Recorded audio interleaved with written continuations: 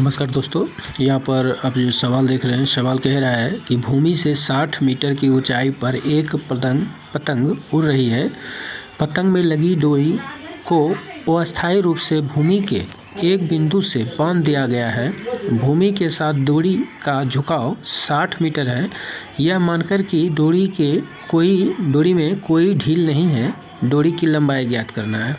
तो सवाल को समझने के बाद आपको लग रहा है कि यहाँ पर देखिए, एक पहला तो क्या है, एक पतंग है यहाँ पर, ठीक है। यहाँ पतंग उड़ रहा है और ये कितना है, 60 मीटर, भूमि से कितना है, 60 मीटर ऊंची पर द्वारी पर। तो ये मान लीजिए कि यहाँ से यहाँ तक ऊंचाई है, ये भूमि से 60 मीटर है और उड़ रही है।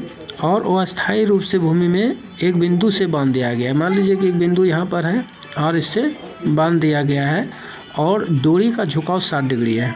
मतलब यहाँ से जो ये पतंग है, इस तरह से पतंग उड़ रहा है और इसको डोरी इस बिंदु से बना है और इसका जो डोरी का झुकाव है ज़मीन से, ये 60 डिग्री का है, ठीक है।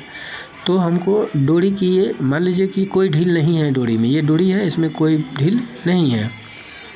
तो हम इसको मान लिए कि ये ज़मीन और पतंग के बीच की दूरी 60 मीटर है ही, लेकिन ये दूरी ए बी है, ठीक है। और ये झुकाव बिंदु जिस बिंदु पर पतंग की डोरी को खूंटे से बांधा गया है, ये सी बिंदु है, ठीक है।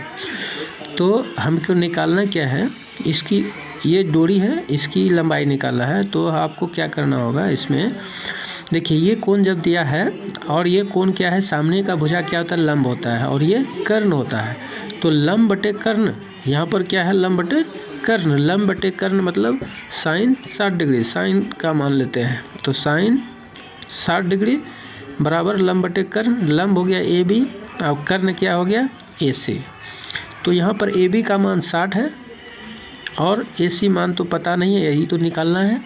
और साइन 60 डिग्री का मान आपको पता है। अगर पता नहीं है तो मैं बता ही रहा हूँ, लेकिन आपको पता होना चाहिए तभी ये बनेगा। तो ये हो गया साइन 60 डिग्री का मान √3/2।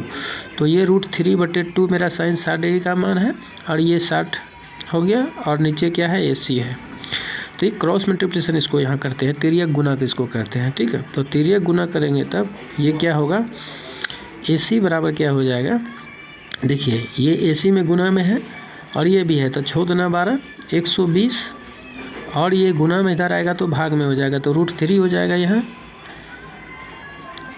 तो हम कहेंगे इसलिए ए सी बराबर क्या लिखेंगे, ये 120 जो आया है मेरा रूट में, तो इसको हम ऊपर नीचे क्या करते हैं, √3 से गुना कर देते हैं। तो ये हो जाएगा मेरा 120 √3, अब बटे नीचे क्या हो जाएगा, √3 गुना √3 करेंगे तो 3 हो जाएगा, ठीक है। तो इस तरह से ये 3 से कट जाएगा, कितना मरतब में कट जाएगा, तो ये आपका होगा 40 मरतब में, ठीक है।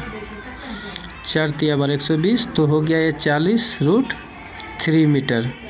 तो ये 40 √3 मीटर जो हुआ आपका पतंग की डोरी की लंबाई, ये ठीक है, ये कितना हो गया, 40 √3 मीटर। तो आप लिख सकते हैं कि अभिष्ट उत्तर जो है हमारा कितना हुआ, 40 √3। लेकिन इतना ये तो हो गया मेरा सवाल बनाने का तरीका, ये एक तरह से हम बना लेंगे जल्दी से। लेकिन इसके पहले आपको मानना होगा, ये जो मैंने डायग्राम बनाया है इसको मैंने माना नहीं है, ठीक है। तो आप इसको मानेंगे, ठीक है, तब जो है इस सॉल्यूशन को करेंगे। तो अब कैसे मानेंगे वो लिख के दे रहा हूँ मैं। तो इस तरह से आप लिखेंगे कि माना कि ए बी बराबर 60 मीटर, ए सी बराबर डोरी की लंबाई तथा एंगल ए सी बी बराबर 60, ए सी बी बराबर 60 डिग्री। और तब जो है कि समकोण त्रिभुज ए बी सी में, ठीक है, समकोण त्रिभुज ए बी सी में, तब यहाँ पर साइन 60 डिग्री बराबर इतना ऐसे लिखेंगे और तब मेरा सवाल पूर्ण रूप से ये 5 अंक के लिए तैयार हो जाएगा। आशा करता हूँ कि आप इसे निश्चित तौर से समझ गए होंगे। वीडियो देखने के लिए बहुत बहुत धन्यवाद।